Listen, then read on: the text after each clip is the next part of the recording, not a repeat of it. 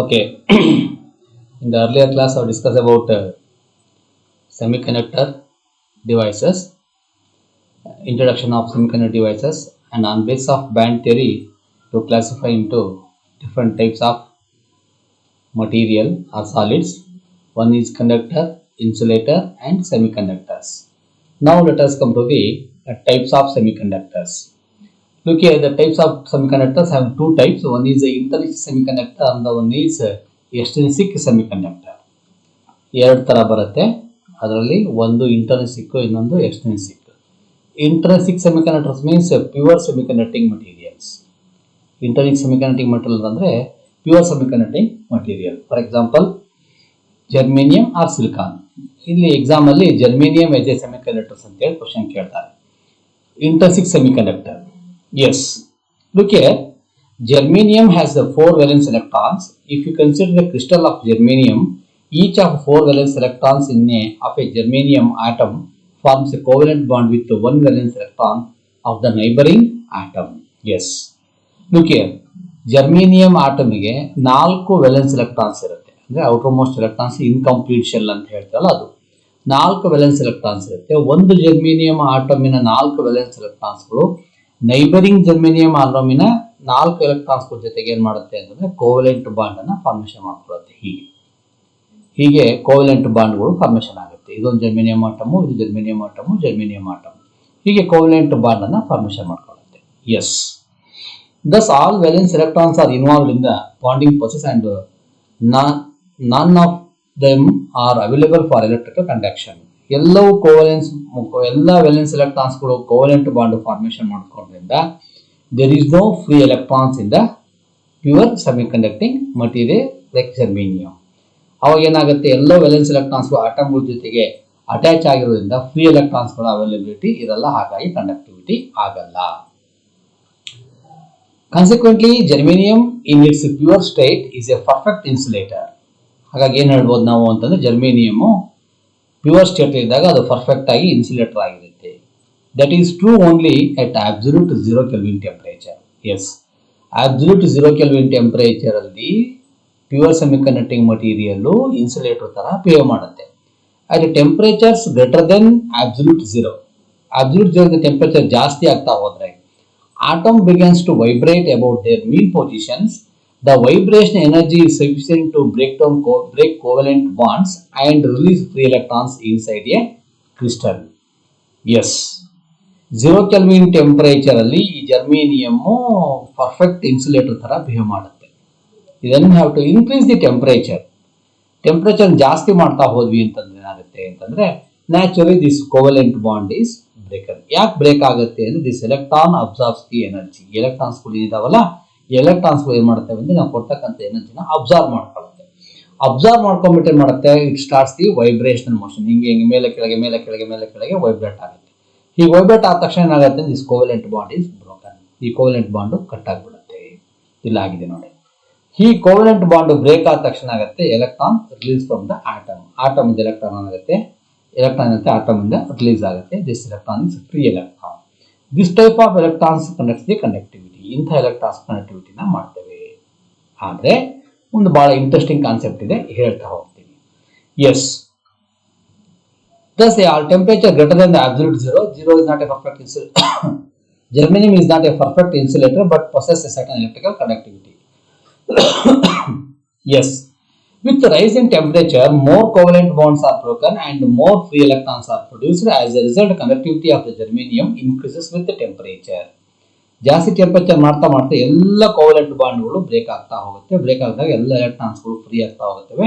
Free ಆಗೋದ್ರಿಂದ ಏನು, valence band ಇಂದ ಕಂಡಕ್ಷನ್ ಬ್ಯಾಂಡ್ಗೆ ಎಲೆಕ್ಟ್ರಾನ್ಸ್ಗಳು ಮೂವ್ ಆಗ್ತವೆ according to band theory. Yes, free electrons availability ಜಾಸ್ತಿ ಆದ ತಕ್ಷಣ automatically the conductivity increases.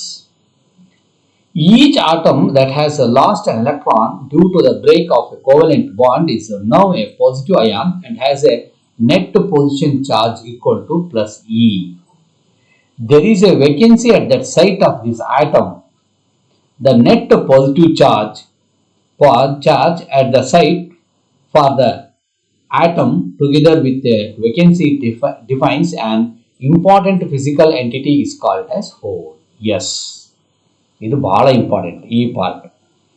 Temperature increase ಮಾಡ್ತಾ ಹೋಗ್ತೀವಿ, ಈ ಕೋವಲೆಂಟ್ ಬಾಂಡ್ ಬ್ರೇಕ್ ಆಗುತ್ತೆ, ಎಲೆಕ್ಟ್ರಾನ್ಸ್ ರಿಲೀಸ್ ಆಗುತ್ತೆ, ಫ್ರೀ ಎಲೆಕ್ಟ್ರಾನ್ಸ್ ಅವೈಲಬಿಲಿಟಿ ಆಗುತ್ತೆ, ಆಟೋಮೆಟಿಕ್ ಆಗಿ ಕಂಡಕ್ಟಿವಿಟಿ ಆಗುತ್ತೆ. ಕರೆಕ್ಟ್. ಆದ್ರೆ ಎಲ್ಲಿ ಎಲೆಕ್ಟ್ರಾನ್ ರಿಲೀಸ್ ಆಗುತ್ತೆ ನೋಡಿ, ಎಲೆಕ್ಟ್ರಾನ್ ರಿಲೀಸ್ ಆಗಿದೆ, ಇಲ್ಲಿ ಕೋವಲೆಂಟ್ ಬಾಂಡ್ ಬ್ರೇಕ್ ಆಗಿ ಎಲೆಕ್ಟ್ರಾನ್ ರಿಲೀಸ್ ಆಗಿದೆ, ಇಲ್ಲಿ ಖಾಲಿ ಉಳಿತಿಲ್ಲ, ಎಂಟಿ ಸ್ಪೇಸ್ ಉಳಿತು. ಕಾಣ್ತಿದ್ಯಾ? ಈ ಎಂಟಿ ಸ್ಪೇಸ್ ಏನ್ ಮಾಡುತ್ತೆ ಅಂತಂದ್ರೆ it behaves like A positive ion. ಇದನ್ನ ನಾವು ಪಾಸಿಟಿವ್ ಅಯಾನ್ ಅಂತ ಕರಿತೀವಿ. ಪಾಸಿಟಿವ್ ಅಯಾನ್ ತರ ಬಿಹೇವ್ ಮಾಡಿದ್ರೆ ಪಾಸಿಟಿವ್ ಕ್ಯಾರೆಕ್ಟರಿಸ್ಟಿಕ್ಸ್ ಬರುತ್ತೆ. ಎಲೆಕ್ಟ್ರಾನ್ಸ್ ಅನ್ನ ಕಳ್ಕೊಂಡ್ರಾಗ ಎಲೆಕ್ಟ್ರಾನ್ಸ್ ಹೊರಗಡೆ ಬಂದ ತಕ್ಷಣ ಇಲ್ಲೊಂದು ಏನ್ ಖಾಲಿ ಪ್ಲೇಸ್ ಇದೆಯೋ, ಎಂಟಿ ಸ್ಪೇಸ್ ಇದೆಯೋ, ಎಂಟಿ ಸ್ಪೇಸ್ ಯಾವ ತರ ಆಕ್ಟ್ ಮಾಡುತ್ತೆ ಅಂದ್ರೆ it acts like A positive ion and positive characteristics ಅನ್ನ ಹೊಂದಿರುತ್ತೆ. ಈ ಪಾಸಿಟಿವ್ ಕ್ಯಾರೆಕ್ಟರಿಸ್ಟಿಕ್ಸ್ ಅನ್ನು ಹೊಂದಿರತಕ್ಕಂತ ಈ ಎಂಟಿ ಸ್ಪೇಸ್ ಅನ್ನ ನಾವೇನ್ ಕರಿತೀವಿ ಅಂತಂದ್ರೆ ಹೊಸ ಹೆಸರಿಂದ ಕರಿತೀವಿ, that is called as hole. ಅದನ್ನ ಹೋಲ್ ಅಂತ ಕರಿತೀವಿ. Physically entity is called as a hole. ಇದನ್ನ ಹೋಲ್ ಅಂತ ಕರಿತೀವಿ. ಏನ್ ಹೋಲ್ ಇದು? ಮುಂದೆ ನೋಡಿ ಎಷ್ಟು ಚೆನ್ನಾಗಿದೆ. A free electron from a neighbouring atom can fill the hole. The arriving electron filling this hole in turns leaves behind another hole. This effect is equivalent to the positive hole becoming mobile. It is therefore necessary to consider two types of charge carriers, which electrons and holes in a semiconductor.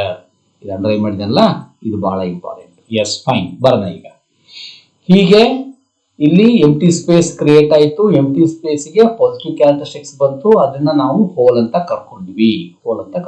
Okay, fine, hole ಅಂತ ಕರ್ಕೊಂಡ್ವಿ. ಆದ್ರೆ ಈಗ ಈ covalent bond break ಆದಾಗ ಈ electron release ಆಗುತ್ತಲ್ಲ, ಈ release ಆಗಿರ್ತಕ್ಕಂಥ electron ಇಲ್ಲಿ ಬರಲ್ಲ, ಹೊರಗಡೆ ಬರಲ್ಲ. ಇದು ದಿಸ್ ಅಕ್ಯುಪೈಸ್ ದಿಸ್ ಪ್ಲೇಸ್.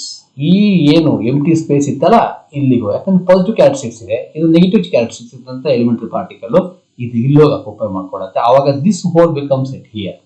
ಇಲ್ಲಿ ಬರುತ್ತೆ, ಇಲ್ಲಿ ಹೋಲ್ ಕ್ರಿಯೇಟ್ ಆಗುತ್ತೆ.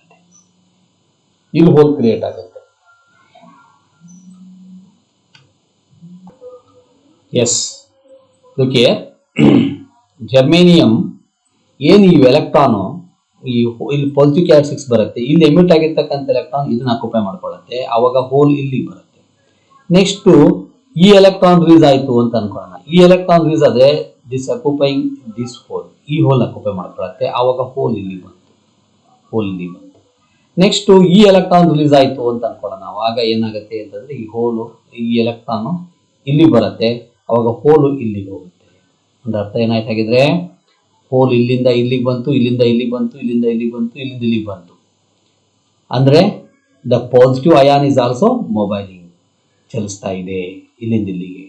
ಯಾವಾಗ ಪಾಸಿಟಿವ್ ಅಯಾನ್, ಪಾಸಿಟಿವ್ ಕ್ಯಾರೆಕ್ಟರಿಸ್ಟಿಕ್ಸ್, ಅದಕ್ಕೆ ಇದನ್ನು ಸಪ್ರೇಟ್ ಹೆಸರು ತಗೊಂಡಿದ್ದೀವಿ. ಇದನ್ನ ಪಾಸಿಟಿವ್ ಪ್ರೋಟಾನ್ ಅಂತ ಕರೆಯಂಗಿಲ್ಲ, ಪಾಸಿಟಿವ್ ಅಯಾನ್ ಅಂತ ಕರೆಯಂಗಿಲ್ಲ. ಹಾಗಾಗಿ ಏನ್ ಮಾಡಿದೀವಿ, ಇದಕ್ಕೆ ಹೊಸ ಹೆಸರು ಕೊಟ್ಕೊಂಡಿದ್ದೀವಿ, ಹೋಲ್ ಅಂತ. ಹೋಲ್ ಏನಾಯ್ತು, ಅದು ಮೊಬೈಲ್ ಆಗ್ತಾ ಇದೆ. ಅದಕ್ಕೂ ಕ್ಯಾರೆಕ್ಟರಿಸ್ಟಿಕ್ಸ್ ಇದೆ, ಪಾಸಿಟಿವ್ ಕ್ಯಾರೆಕ್ಟರಿಸ್ಟಿಕ್ಸ್ ಇದೆ, ಎಲೆಕ್ಟ್ರಾನ್ಗೆ ನೆಗೆಟಿವ್ ಕ್ಯಾರೆಕ್ಟರಿಸ್ಟಿಕ್ಸ್ ಇದೆ. ಅಂದ್ರೆ ಅರ್ಥ ಅಲ್ಲಿಗೆ ಹೋಲ್ಸ್ ಮೊಬೈಲ್ ಆಗ್ತಿದೆ. Holes connect flow of charge, ಅಂದ್ರೆ flow of charge time it constitute current. ಅಂದ್ರೆ ಹೋಲಿಂದನೂ ಕರೆಂಟ್ ಕನ್ಸ್ಟಿಟ್ಯೂಟ್ ಆಗುತ್ತೆ, ಯೂಸ್ ಆಗಿರ್ತಕ್ಕಂಥ ಎಲೆಕ್ಟ್ರಾನ್ ಕರೆಂಟ್ ಕನ್ಸ್ಟಿಟ್ಯೂಟ್ ಆಗುತ್ತೆ. ಹಾಗಾಗಿ ಇಲ್ಲಿ ಹೋಲ್ ಮತ್ತೆ ಎಲೆಕ್ಟ್ರಾನ್ ಎರಡು ಮೊಬೈಲ್ ಆಗುತ್ತೆ ಅನ್ನೋದನ್ನ ಇಲ್ಲಿ ಎಕ್ಸ್ಪ್ರೆಸ್ ಮಾಡ್ತೀವಿ. Look here.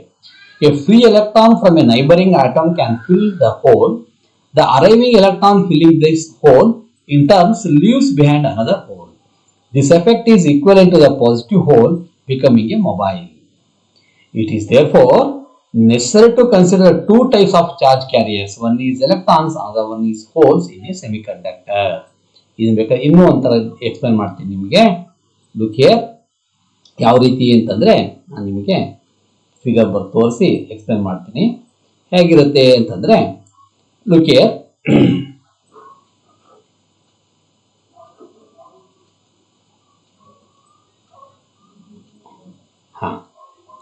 ಈಗ ಇದು ವೇಲೆನ್ಸ್ ಬ್ಯಾಂಡ್ ಅಂತ ಅನ್ಕೋಣ.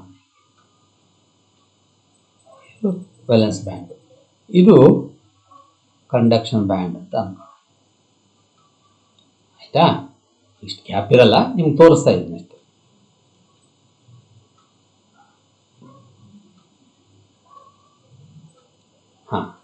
ಈಗ ನಾವು ಹೇಳಿದ್ವಿ ಇಲ್ಲಿ ವೇಲೆನ್ಸ್ ಬ್ಯಾಂಡ್ ಅಲ್ಲಿ ವೇಲೆನ್ಸ್ ಬ್ಯಾಂಡ್ ಅಲ್ಲಿ ಎಲೆಕ್ಟ್ರಾನ್ಸ್ ಸಂಖ್ಯೆ ಜಾಸ್ತಿ, ಖಾಲಿ ಇರುತ್ತೆ. ಕರೆಕ್ಟ್. ಈಗ ಟೆಂಪರೇಚರ್ ಜಾಸ್ತಿ ಮಾಡ್ತಾ ಹೋದಂಗೆಲ್ಲ ಎಲೆಕ್ಟ್ರಾನ್ಸ್ ಕೋವೆಲೆಂಟ್ ಬಾಂಡ್ ಬ್ರೇಕ್ ಮಾಡ್ಕೊಂಡು ಹೊರಗಡೆ ಬರುತ್ತೆ. That move on to the conduction band. ಇಲ್ಲಿಗೆ ಬರುತ್ತೆ ಎಲೆಕ್ಟ್ರಾನ್, ಕಂಡಕ್ಷನ್ ಬ್ಯಾಂಡ್ ಅಂತ ಕರಿತೀವಿ. ಇಲ್ಲಿ ಇರ್ತಕ್ಕಂಥ ಎಲೆಕ್ಟ್ರಾನ್ ಅಲ್ಲಿಗೆ ಹೋಗುತ್ತೆ.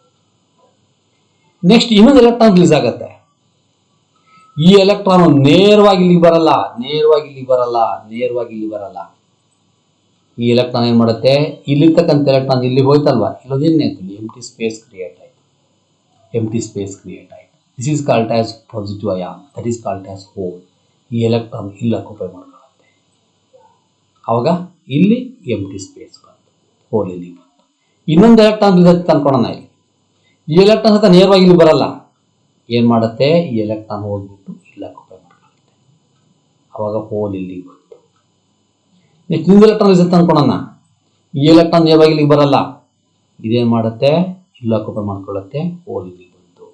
ಅಂದ್ರೆ the conductivity takes place by the electron in conduction band. The holes also mobiling takes place in the valence band. It is also constitute a current. ಯಾಕೆ, ಪಾಸಿಟಿವ್ ಕ್ಯಾರೆಕ್ಟರಿಸ್ಟಿಕ್ಸ್ ಇದೆ. Positive ಆದರೆ ನೆಗೆಟಿವ್ ಒಟ್ಟು charge ಆಗಿರ್ಬೇಕು. ನಮಗೆ current constitute ಆಗಬೇಕಂದ್ರೆ flow of charge ಅಂತ ಕರಿತೀವಿ. Valence band ಅಲ್ಲಿ ಚಾರ್ಜ್ ಫ್ಲೋ ಆಗ್ತಾ, ವೆಲೆನ್ಸ್ ಬ್ಯಾಂಡ್ ಅಲ್ಲಿ ಹೋಲ್ಸ್ ಮೂವ್ ಆಗ್ತಾ ಕರೆಂಟ್ ಕನ್ಸ್ಟಿಟ್ಯೂಟ್ ಮಾಡುತ್ತೆ. ಇಲ್ಲಿ ಎಲೆಕ್ಟ್ರಾನ್ಸ್ ಮೂವ್ ಆಗ್ತಾ ಏನ್ ಮಾಡುತ್ತೆ ಅಂದ್ರೆ ಕಂಡಕ್ಷನ್ ಬ್ಯಾಂಡ್ ಕನ್ಸ್ಟಿಟ್ಯೂಟ್ ಮಾಡುತ್ತೆ. ಹಾಗಾಗಿ ನಾವು ಹೇಳೋದು ಏನ್ ಹೇಳ್ತೀವಿ ಅಂತಂದ್ರೆ, ಈ ಎಲೆಕ್ಟ್ರಾನ್ಸ್ ಅನ್ನ ಇಲ್ಲಿ ಪ್ಯೂರ್ ಸೆಮಿಕಂಡಕ್ಟಿಂಗ್ ಮೆಟೀರಿಯಲ್ಸ್ ಅಲ್ಲಿ ಎಲೆಕ್ಟ್ರಾನ್ಸ್ ಮತ್ತೆ ಹೋಲ್ಸ್ ಎರಡು ಏನ್ ಮಾಡ್ತವೆ ಅಂತಂದ್ರೆ ಕರೆಂಟ್ ಅನ್ನ ಕನ್ಸ್ಟಿಟ್ಯೂಟ್ ಮಾಡುತ್ತೆ. ಅದಕ್ಕೆ ಹೇಳೋದು, in pure semiconductors are an intrinsic semiconductor the number of electrons is equal to that of holes since they are always produced pairs. ಎಷ್ಟು ಎಲೆಕ್ಟ್ರಾನ್ಸ್ ರಿಲೀಸ್ ಆಗುತ್ತೋ ಅಷ್ಟು ಹೋಲ್ ಕ್ರಿಯೇಟ್ ಆಗ್ತಾ ಹೋಗುತ್ತೆ. ಹಾಗಾಗಿ number of holes is equal to number of electrons ಅಂತ ಕರಿತೀವಿ. ಇವೆರಡು peer ಆಗಿರುತ್ತೆ, ಜೊತೆಯಾಗಿರ್ತವೆ. ಅಂದ್ರೆ ಎಲೆಕ್ಟ್ರಾನ್ಸ್ ಎಷ್ಟಿರುತ್ತೋ ಹೋಲ್ಸು ಅಷ್ಟೇ ಇರುತ್ತೆ ಅಂತ ಹೇಳ್ತೀವಿ. Yes, let us come to the next one is extrinsic semiconductors. Semiconductors in which number of electrons and number of holes are unequal. Intrinsic ಏನಾಯ್ತು, ಎಷ್ಟು ಎಲೆಕ್ಟ್ರಾನ್ಸ್ ಇತ್ತು ಅಷ್ಟೇ ಹೋಲ್ಸ್ ಇತ್ತು. But in the extrinsic semiconductor the number of electrons and holes are unequal. Electrons hole ಸಂಖ್ಯೆ ಏನಾಗಿರುತ್ತೆ ಅಂತಂದ್ರೆ unequal ಆಗಿರುತ್ತೆ. Unequal ಆಗಿತ್ತು ಅಂದ್ರೆ that is called as extrinsic semiconductors. Extrinsic semiconductor ಅಂತ ಕರಿತೀವಿ. The process of adding impurity is called as doping. ಹೀಗೆ ಮಾಡಬೇಕು ಅಂತಂದ್ರೆ, ಅನ್ಈಕ್ವಲ್ ಮಾಡಬೇಕು ಅಂದ್ರೆ so adding some impurities. Impurities ಅಂದ್ರೆ ಬೇರೆ ಇಂಪ್ಯೂರಿಟಿ ಬೇರೆ ಏನಲ್ಲ, ಸಮ್ ಅದರ್ ಎಲಿಮೆಂಟ್ಸ್ ಅನ್ನ ಆಡ್ ಮಾಡಬೇಕು. ಹಾಗೆ ಮಾಡೋದನ್ನ ಎಂತ ಕರಿತೀವಿ ಅಂದ್ರೆ ಡೋಪಿಂಗ್ ಅಂತ ಕರಿತೀವಿ. The impurity added is called as a doping agent or dopant. ಯಾವ ಎಲಿಮೆಂಟ್ ಅನ್ನ ಆಡ್ ಮಾಡ್ತೀವಿ ಅದನ್ನ ಡೋಪೆಂಟ್ ಅಂತ ಕರಿತೀವಿ ಅಥವಾ ಡೋಪಿಂಗ್ ಏಜೆಂಟ್ ಅಂತ ಕರಿತೀವಿ. Extrinsic semiconductors are classified to two types. ಈ ಎಕ್ಸ್ಟ್ರಿನ್ಸಿಕ್ ಸೆಮಿಕಂಡಕ್ಟರ್ಸ್ ಅನ್ನ ಮತ್ತೆ ಎರಡು ಕ್ಲಾಸಿಫೈ ಮಾಡ್ಕೊಡ್ತೀವಿ. ಒಂದು ಎನ್ ಟೈಪ್, ಇನ್ನೊಂದು ಪಿ ಟೈಪ್ ಅಂತ ಹೇಳ್ಬಿಟ್ಟು. Yes, here the number of electrons and holes are unequal, that is called as extrinsic semiconductors. ಈ ಎಕ್ಸ್ಟ್ರಿನ್ಸಿಕ್ ಸೆಮಿಕಂಡಕ್ಟರ್ಸ್ ಮಾಡಬೇಕು ಅಂತಂದ್ರೆ ಸಮ್ ಆಡಿಂಗ್ ಸಮ್ ಇಂಪ್ಯೂರಿಟೀಸ್. ಆ ಇಂಪ್ಯೂರಿಟಿ ಆಡ್ ಮಾಡೋದಕ್ಕೆ ಡೋಪಿಂಗ್ ಅಂತ ಕರಿತೀವಿ. ಯಾವ ಇಂಪ್ಯೂರಿಟಿನ ಆಡ್ ಮಾಡಿದೀವಿ ಅದನ್ನ ಡೋಪಿಂಗ್ ಏಜೆಂಟ್ ಅಂತ ಕರಿತೀವಿ ಅಥವಾ ಡೋಪೆಂಟ್ ಅಂತ ಕರಿತೀವಿ. ಎಕ್ಸ್ಟ್ರಿನ್ಸಿಕ್ ಸೆಮಿಕಂಡಕ್ಟರ್ಸ್ ಅನ್ನ ಎರಡು ರೀತಿಯಲ್ಲಿ ಕ್ಲಾಸಿಫೈ ಮಾಡ್ಕೊಳ್ತೀವಿ. Yes, and first one is come to N type semiconductors. ಮೊದಲಿಗೆ ಎನ್ ಟೈಪ್ ಸೆಮಿಕಂಡಕ್ಟರ್ಸ್ ಬರೋಣ. ಹಿಂಗಂದ್ರೆ ಏನು ಅಂತ. Look here, germanium or silicon doped with any one of the pentavalent atoms like phosphorus, arsenic, so and so, bismuth, so and so. Pentavalent. Pentavalent means having 5 valence electrons. 5 valence electrons ಅನ್ನು ಹೊಂದಿದ್ದು ಅದನ್ನ pentavalent ಅಂತ ಕರಿತೀವಿ. ಅದನ್ನ ಅಂಥ elements ಅನ್ನು ನಾವೇನ್ ಮಾಡ್ತೀವಿ ಅಂದ್ರೆ ಜರ್ಮೇನಿಯಂ ಅಥವಾ ಸಿಲಿಕಾನ್ ಜೊತೆಗೆ ಅದನ್ನ ಡೋಪ್ ಮಾಡ್ತೀವಿ, ಸೇರಿಸ್ತೀವಿ. ಅರ್ಥ ಆಯ್ತಾ ಹೇಳ್ತಿರೋದು? These atoms called impurity atoms. ಯಾವ ಪೆಂಟಾವಲೆಂಟ್ ಆಟಮ್ಸ್ ಅನ್ನು ತಗೊಂಡಿದ್ದೇವಲ್ಲ ಅದನ್ನ ನಾವೇನ್ ಕರಿತೀವಿ ಅಂದ್ರೆ ಇಂಪ್ಯೂರಿಟಿ ಆಟಮ್ಸ್ ಅಂತ ಕರಿತೀವಿ. Are added to the pure germanium during the process of crystal growth. Their percent is very small, about 1 in 10 to the power of 6 or 10 to the power of 8. ತುಂಬಾ ಕಡಿಮೆ percentage. About 1 in 10 to the power of 6. 10 to the power of 6 ಏನು, ಒಂದ್ರ ಮುಂದೆ 6 0 ಅಂತ ಹೇಳ್ತಿರೋದು. ಅದಕ್ಕೆ ಒಂದು compare ಮಾಡಿದ್ರೆ ಹೀಗೆ 1 2 3 4 5 6 ಅಂತ ಹೇಳ್ತಿರೋದು. 10 lakh ಅಂತ. 10 ಲ್ಯಾಕ್ಗೆ 1, about 1 in 10 to the power of 6 to 10 to the power of 8. Okay, ಅದು ತುಂಬ ನೆಗ್ಲಿಜಿಬಲ್ ಇಂಪ್ಯೂರಿಟೀಸ್ನ ಆ್ಯಡ್ ಮಾಡೋದು. ಅರ್ಥ ಹೇಳ್ತಿರೋದು. ಅಂದರೆ ಈಗ 1 kg ಅಕ್ಕಿ ಇತ್ತು ಅಂತಂದರೆ ಅದರಲ್ಲಿ 1 ಗ್ರಾಮ್ನಷ್ಟು ರಾಗಿ ಕಾಳು ಹಾಕಬೇಕು. ಅರ್ಥ ಹೇಳ್ತಿರೋದು. ರಾಗಿ ಏನಿದೆಯಲ್ಲ ಅದು ಇಂಪ್ಯೂರಿಟೀಸ್. 1 kg ಏನಿದೆ ಅದು germanium or silicon. In the crystals of 4 germanium atoms surrounded each of these impurity atoms as shown in the figure. Yes. ಇಂಥ ಇಂಪ್ಯೂರಿಟೀಸ್ ಏನು ಆ್ಯಡ್ ಮಾಡಿದ್ದೀವಿ ಅದಕ್ಕೆ 5 ಎಲೆಕ್ಟ್ರಾನ್ಸ್ ಇರುತ್ತೆ. ಈ ಫಾರ್ ಎಕ್ಸಾಂಪಲ್ ಅಸಿನಿಕ್ ತೊಗೊಂಡಿದ್ದೀವಿ, ಫಾಸ್ಫರಸ್ ತಗೊಳ್ಳಿ, ಬಿಸ್ಮತ್ ತಗೊಳ್ಳಿ. ಇದು ಒಂದು ಅಸಿನಿಕ್ ಆಟಮ್. ಇದಕ್ಕೆ 5 ಪೆಂಟಾವಲೆಂಟ್ ಆಗಿದ್ರೆ 5 ಎಲೆಕ್ಟ್ರಾನ್ಸ್ ಇರಬೇಕು. 1, 2, 3, 4, 5. ಇದು 4 ಏನ್ ಮಾಡ್ತೇವೆ ಅಂದ್ರೆ ನೈಬರಿಂಗ್ ಜರ್ಮೇನಿಯಂ ಆಟಮ್ ಜೊತೆಗೆ ಕೋವಲೆಂಟ್ ಬಾಂಡ್ ಅನ್ನ ಫಾರ್ಮೇಶನ್ ಮಾಡ್ಕೊಳ್ಳುತ್ತೆ. ಒಂದು ಎಕ್ಸಸ್ ಆಗಿರ್ಲೇಬೇಕಲ್ಲ. ಅಂದ್ರೆ ಆಲ್ರೆಡಿ ಏನಾಯ್ತು, 1 ಎಲೆಕ್ಟ್ರಾನು ಫ್ರೀ ಆಗಿದೆ. ಅರ್ಥ ಹೇಳ್ತಿರೋದು. ಅಂದ್ರೆ 4 ಮಾತ್ರ ಕೋವಲೆಂಟ್ ಬಾಂಡ್ ಅನ್ನು ಫಾರ್ಮೇಶನ್ ಮಾಡ್ಕೊಳ್ತು ನೈಬರಿಂಗ್ ಜರ್ಮೇನಿಯಂ ಆಟಮ್ ಜೊತೆಗೆ. 1 electron is already free. 1 electrons free ಆಗಿ ಸಿಕ್ಬಿಟ್ಟಿದೆ. Yes, the impurity atom being pentavalent and only 4 ಆಯ್ತಲ್ವಾ bonding process, it is left with an additional valence electron. One additional valence electron, sorry. This 5th electron is loosely bonded to the parent atom and can be freed very easily. ಈ ಏನು electron ಇದೆ ಇದು covalent bond formation ಮಾಡ್ಕೊಂಡಿಲ್ಲ neighbouring ಜೊತೆಗೆ, ಹಾಗಾಗಿ ಇದು almost free ಇರುತ್ತೆ. ಈಸಿಯಾಗಿ ಏನು ಮಾಡ್ಬೋದು ಅಂದ್ರೆ ಈ ಆಟಮ್ ಇಂದ ಹೊರಗಡೆ ತರಬಹುದು. Further, a release of electron does not leave behind any hole in the crystal structure. Thus, each impurity atom donates 1 electron and is called as donor. ಇದೇನ್ ಮಾಡ್ತು, ಈ ಇಂಪ್ಯೂರಿಟಿ ಆಟಮ್ 1 ಎಲೆಕ್ಟ್ರಾನ್ಸ್ ಅನ್ನ ಫ್ರೀ ಆಗಿ ಕೊಡ್ತು, donate ಮಾಡ್ತು. ಅದಕ್ಕೆ donor ಅಂತ ಕರಿತೀವಿ. ಪೆಂಟಾವಲೆಂಟ್ ಎನ್ ಟೈಪ್ ಅಲ್ಲಿ ತಗೊಳ್ತಕ್ಕಂಥ ನಾವೇನ್ ಕರಿತೀವಿ ಅಂತಂದ್ರೆ ಒಂದು ಎಕ್ಸ್ಟ್ರಾ ಎಲೆಕ್ಟ್ರಾನ್ಸ್ ಕೊಡ್ತಾ ಇದೆಯಲ್ಲ ಅದಕ್ಕೆ ಡೋನಾರ್ ಅಂತ ಕರಿತೀವಿ. Electron are also released by the breakage of covalent bonds at a temperature greater than the absolute zero. ಇನ್ನು ಉಳಿದ ರಿಮೈನಿಂಗ್ ಪ್ರೊಸೆಸ್. ಮತ್ತೆ ಈಗ ಟೆಂಪರೇಚರ್ ಜಾಸ್ತಿ ಮಾಡ್ತಾ ಹೋಗ್ತೀವಿ, ಕೋವಲೆಂಟ್ ಬಾಂಡ್ ಬ್ರೇಕ್ ಆಗುತ್ತೆ. ಬ್ರೇಕ್ ಆದ ತಕ್ಷಣ ಎಲೆಕ್ಟ್ರಾನ್ಸ್ ಯೂಸ್ ಆಗುತ್ತೆ, ಅಲ್ಲಿ ಹೋಲ್ ಕ್ರಿಯೇಟ್ ಆಗುತ್ತೆ. ನೆಕ್ಸ್ಟ್ ಎಲೆಕ್ಟ್ರಾನ್ ಯೂಸ್ ಆದ ತಕ್ಷಣ ಹೋಲ್ ಬಂದು ಆಕ್ಯುಪೈ ಮಾಡ್ಕೊಳ್ಳುತ್ತೆ, ಇನ್ನೊಂದು ಎಲೆಕ್ಟ್ರಾನ್ ಯೂಸ್ ಆಗುತ್ತೆ. ಹೀಗೆ ಮತ್ತೆ ಇಂಟರ್ನಲ್ ಸೆಮಿಕಂಡಕ್ಟರ್ಸ್ ಹೆಂಗಾಗುತ್ತೋ ಹಂಗೆ ಆಗುತ್ತೆ. ಆಗ್ತಾ ಆಗ್ತಾ ಆಗ್ತಾ ಎಲೆಕ್ಟ್ರಾನ್ಸ್ ಸಂಖ್ಯೆ ಯೂಸ್ ಆಗ್ತಾ ಹೋಗುತ್ತೆ. ಆದ್ರೆ ಪ್ರತಿಯೊಂದು ಇಂಪ್ಯೂರಿಟಿ ಆಟಮ್ ಇಂದ ಒಂದು ಎಕ್ಸ್ಟ್ರಾ ಎಲೆಕ್ಟ್ರಾನ್ ಬಂದಿರೋದು ಏನಾಯ್ತು, ಇಲ್ಲಿ ಎಲೆಕ್ಟ್ರಾನ್ಗಳ ಸಂಖ್ಯೆ ಜಾಸ್ತಿ ಆಯಿತು, ಹೋಲ್ಗಳ ಸಂಖ್ಯೆ ಕಡಿಮೆ ಆಯಿತು. ಅಂದ್ರೆ in case of N type semiconductors the holes are electrons are majority charge carriers, holes are minority charge carriers ಆಗಿರುತ್ತೆ.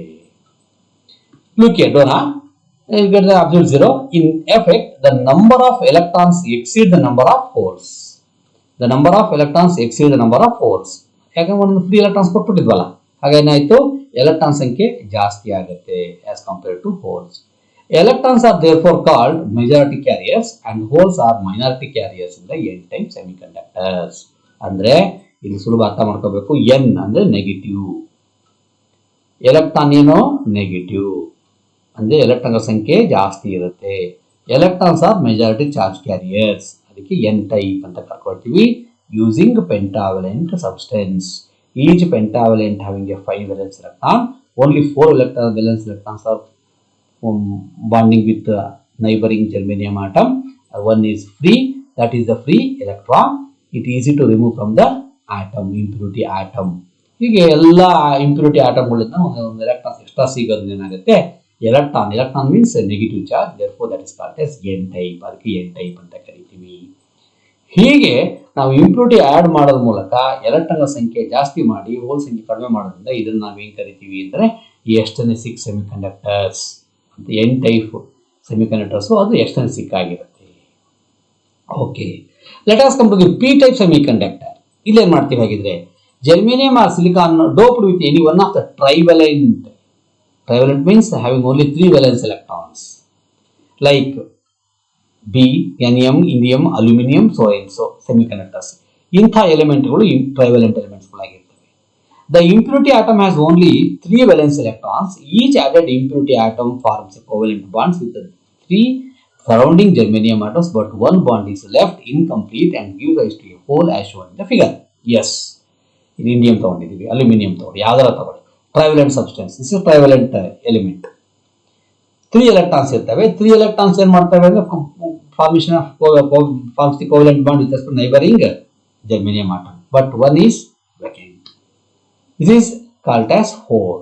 ಅಂದ್ರೆ ಇಲ್ಲಿ 3 ಕೋವೆಲೆಂಟ್ ಬಾಂಡ್ ಅನ್ನು ಫಾರ್ಮೇಶನ್ ಮಾಡಿಕೊಡ್ತು, ಒಂದು ಎಂಟಿ ಇದೆ, ಆ ಎಂಟಿ ಇದ್ದು ಏನಂತ ಕರಿತೀವಿ ನಾವು ಪಾಸಿಟಿವ್ ಅಯಾನ್ ಅಥವಾ ಅದು ಹೋಲ್ ಅಂತ ಕರಿತೀವಿ. ಅಂದ್ರೆ ಒಂದು ಹೋಲ್ ಎಕ್ಸ್ಟ್ರಾ ಸಿಕ್ತು. ಇಲ್ಲಿ ಒಂದೊಂದು ಇಂಪ್ಯೂರಿಟಿ ಆಟಮ್ ಇಂದ ಟ್ರೈವಲೆಂಟ್ ಇಂಪ್ಯೂರಿಟಿ ಆಟಮ್ ಇಂದ ಒಂದೊಂದು ವೇಲೆನ್ಸಿ ಒಂದೊಂದು ಹೋಲ್ಸ್ ಎಕ್ಸ್ಟ್ರಾ ಆಗ್ತಾ ಹೋದ್ರೆ ಏನಾಗುತ್ತೆ, ಹೋಲ್ ಸಂಖ್ಯೆ ಜಾಸ್ತಿ ಆಗ್ತಾ ಹೋಗುತ್ತೆ. ಮತ್ತೆ ಉಳಿದ ಮಾಮೂಲಿ ಪ್ರೊಸೆಸ್, ಮತ್ತೆ to increase the temperature, then the covalent bond broken, then the electrons are released, the holes are moved from one place to another place, so and so. ಅದೆಲ್ಲ ಸೇಮ್ ಹಂಗೆ ಇರುತ್ತೆ. ಅವಾಗ ಪ್ರತಿಯೊಂದು ಇಂಪ್ಯೂರಿಟಿ ಆಟಮ್ ಇಂದ ಒಂದು holes ಜಾಸ್ತಿ ಸೇರೋದ್ರಿಂದ ಈ ಪಿ ಟೈಪ್ ಸೆಮಿಕಂಡಕ್ಟರ್ಸ್ ಅಲ್ಲಿ ಹೋಲ್ಸ್ ಮೆಜಾರಿಟಿ ಚಾರ್ಜ್ ಕ್ಯಾರಿಯರ್ಸ್ ಆಗಿರುತ್ತೆ, ಎಲೆಕ್ಟ್ರಾನ್ಸ್ ಮೈನಾರಿಟಿ ಚಾರ್ಜ್ ಕ್ಯಾರಿಯರ್ಸ್ ಆಗಿರುತ್ತೆ. ಹೋಲ್ ಅಂದ್ರೆ ಏನು, ಪಾಸಿಟಿವ್. ಅದಕ್ಕೆ ಇದನ್ನು ಪಿ ಅಂತ ಹಾಕೊಂಡಿದ್ದೀವಿ. P stand for positive. ಅದು ಹೋಲ್ ಪಾಸಿಟಿವ್ ಆಗಿರೋದ್ರಿಂದ ಅದನ್ನು ನಾವು ಪಿ ಟೈಪ್ ಸೆಮಿಕಂಡಕ್ಟರ್ಸ್ ಅಂತ ಕರಿತೀವಿ. Yes, resulting in apparent movement of holes, each impure atom gives a hole by accepting the electron, hence it is called as acceptor. ಅದು donor, ಇದು acceptor impurities ಅಂತ ಕರಿತೀವಿ. Since holes acts as a current carriers, this type of semiconductors is called as p type semiconductor. In effect, the number of holes exceed the electrons. Holes are the majority carriers and electrons are minority charge carriers. Yes, that means in the p-type semiconducting materials, holes are majority charge carriers and electrons are minority charge carriers. Okay, ಅಲ್ಲಿಗೆ ಎಸ್ಟರ್ನಿಕ್ semiconductors ಅಲ್ಲಿ unequal number of electrons and holes, intrinsic semiconductors ಅಲ್ಲಿ electrons and holes are equal. ಅಲ್ಲಿಗೆ N type semiconductor ಮಾಡಬೇಕು ಅಂದ್ರೆ pentavalent add ಮಾಡಬೇಕು, ಮತ್ತೆ ಅದನ್ನ donor ಅಂತ ಕರಿತೀವಿ, ಒಂದು ಎಲೆಕ್ಟ್ರಾನ್ಸ್ ಎಕ್ಸ್ಟ್ರಾ ಕೊಡುತ್ತೆ. ಪಿ ಟೈಪ್ ಅಲ್ಲಿ ಏನ್ ಮಾಡಬೇಕು, ಟ್ರೈವಲೆಂಟ್ ಅನ್ನು ಬಳಸಬೇಕು, ಅದು ಒಂದು ಹೋಲ್ ಕೊಡುತ್ತೆ, ಹಾಗಾಗಿ ಅದು ಅಕ್ಸೆಪ್ಟ್ ಮಾಡ್ಕೊಳ್ಳೋದು ಅಕ್ಸೆಪ್ಟರ್ ಅಂತ ಕರಿತೀವಿ. The next one is the number densities of majority and minority carriers in extrinsic semiconductor, mass action law. ಇದು ಆಕ್ಚುಲಿ ನಿಮ್ಮ ಟೆಕ್ಸ್ಟ್ ಬುಕ್ ಅಲ್ಲಿ ಸಣ್ಣಕ್ಕಿದೆ, ಬಟ್ ನೀಟ್ ಎಕ್ಸಾಮ್ ಅಲ್ಲಿ JEE ಎಕ್ಸಾಮ್ ಅಲ್ಲಿ ಇದ್ರ ಮೇಲೆ ಕ್ವಶನ್ ಹೇಳ್ತಾ ಇದಾವೆ. ಮಾಸ್ ಆಕ್ಷನ್ ಲಾ ಆದ್ಮೇಲೆ ಏನು ಬಹಳ simple. Let NE and NH. NE means number of electrons, NH means number of holes, with the number of densities of electrons and holes respectively in the extrinsic semiconductors.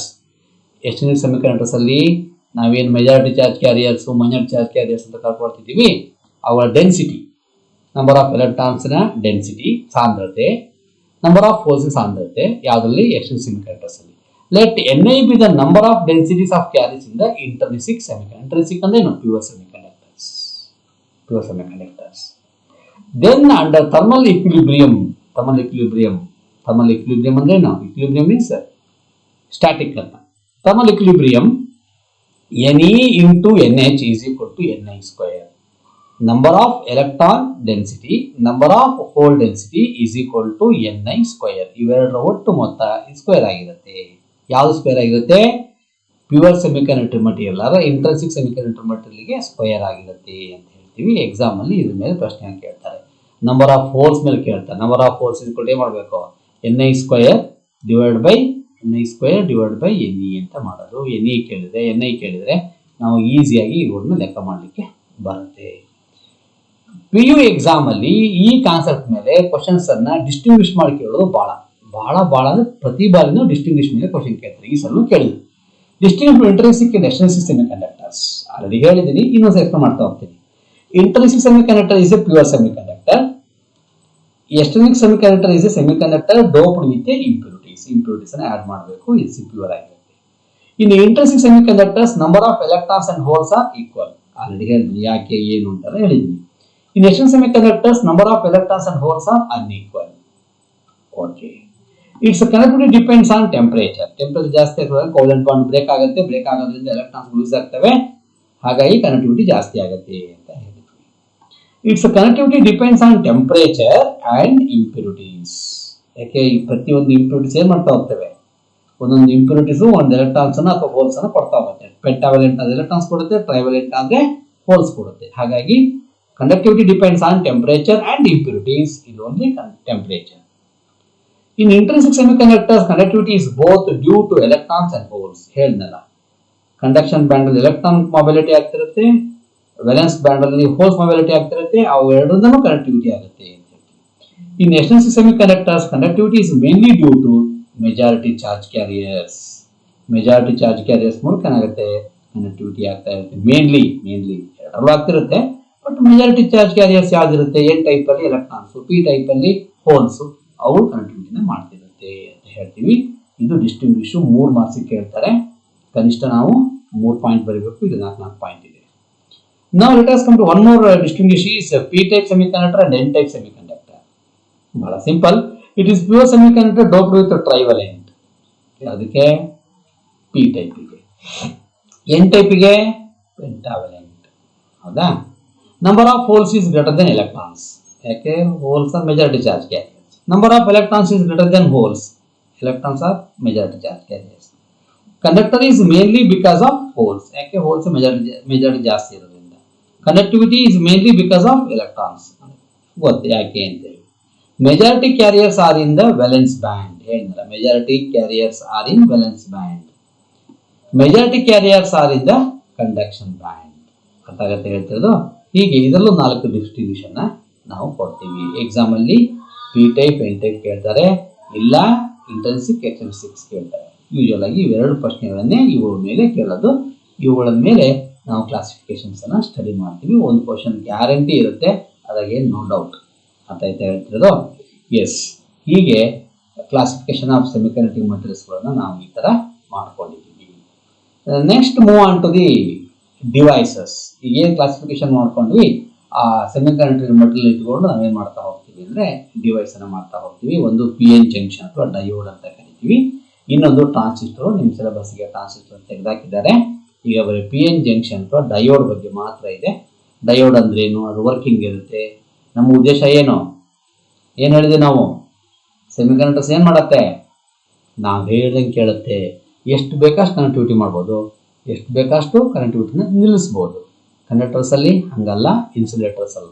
ಹಾಗಾಗಿ ಅದನ್ನ ಇಟ್ಕೊಂಡು ನಾವು diode ಅಂತಕ್ಕಂಥ device ಅನ್ನ ಈಗ study ಮಾಡಬೇಕು. That's discuss the next class. ಹೀಗೆ ನಾವು ಸೆಮಿಕಂಡಕ್ಟರ್ ಡಿವೈಸ್ ಅಲ್ಲಿ ಈ ಕ್ಲಾಸಿಫಿಕೇಶನ್ಸ್ಗಳನ್ನ ನಾವು ಸ್ಟಡಿ ಮಾಡ್ತೀವಿ. ಹಾಗಾಗಿ ಪಿ ಟೈಪು, ಎನ್ ಟೈಪು ಇದರ 10th ಎಲ್ಲ ಓದಿದ್ದೀರಿ. ಸ್ವಲ್ಪ ಅದಕ್ಕಿಂತ ಡೀಟೇಲ್ ಆಗಿ ಇಲ್ಲಿ PUC ಅಂತಲ್ಲಿ ಇದನ್ನ ಓದ್ತೀರಿ. Okay, discuss the next class.